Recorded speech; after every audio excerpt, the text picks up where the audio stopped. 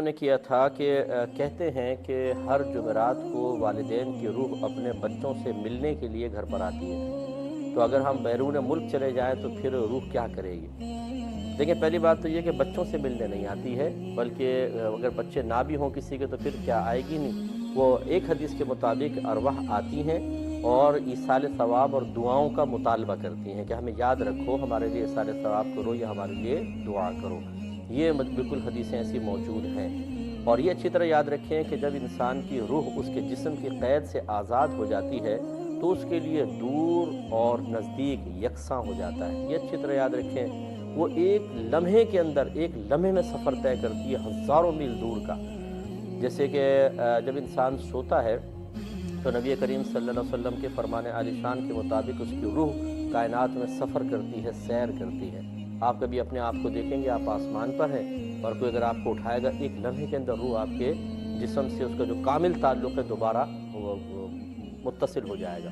تو اسی طریقے سے ارواح جو ہوتی ہیں جن کو اللہ تبارک و تعالیٰ مومنین کی ارواح، پہلے اچھی طرح یاد رکھیں، کوئی بھی بدروح نہیں ہوتی، کافر کی روح، بد مذہب کی روح یہ کبھی بھی ادھر ادھر نہیں جا سکتی، یہ مقید ہوتی ہیں۔ صرف مومن کی روح کو اجازت ہوتی ہے، اور وہ بھی ہر روح کو نہیں۔ اللہ تعالیٰ چاہے تو کسی روح کو مکمل اجازت دے دے، وہ جہاں مرضی گھومے پھرے، تو وہ اگر بالفرض یہاں سے مکے جانا چاہے تو لمحے بھر کے اندر وہ پہنچ سکتی ہے۔ اللہ تبارک و تعالیٰ اسے اتنی طاقت اور قوت عطا فرما دیتا ہے۔ مرنے کے بعد اگر آپ دیکھیں، صحیح حدیثوں کے اندر موجود ہے، ایک کافر منافق کی نظر کی تیزی کا حکم یہ ہے کہ اگر جب وہ مرتا ہے، اللہ تعالیٰ نبی جب منکر نکیر کو بھیجتا ہے، سوالات ہوتے ہیں اور وہ سوالات کے جوابات نہیں دے پاتا تو اس سے کہا جاتا ہے کہ اوپر دیکھ۔ وہ دیکھتا ہے تو 7 آسمانوں کے اوپر اس کو جنت نظر آتی ہے، اور کہا جاتا ہے اگر تو سوالات کے صحیح جواب دیتا تو یہ تیرا ٹھکانہ تھا۔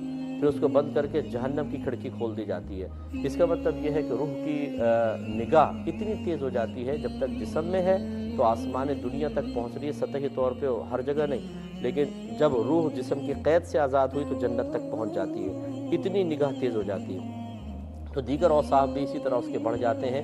تو خلاصہ کلام یہ ہے کہ اولاد چاہے کہیں پر بھی ہو، رشتہ دار کہیں پر بھی ہوں، ارواح اگر اللہ تعالیٰ ان کو اجازت دے تو لمحے بھر میں آپ کے پاس دبئی میں بھی آ کر وہ فریاد کر سکتے ہیں۔ بہتر یہ ہے کہ ان کو فریاد کرنے کا موقع ہی نہ دیا جائے، بلکہ ان کو اپنی دعاؤں میں مستقل یاد رکھا جائے، اور تسلسل سے ایصال ثواب، بلکہ ان کے لیے کوئی بہت بڑا ثواب جاریہ کیا جائے، تو انشاءاللہ ان کی روح بہت ہی سکون سے رہتی ہے۔ یہ فرماتے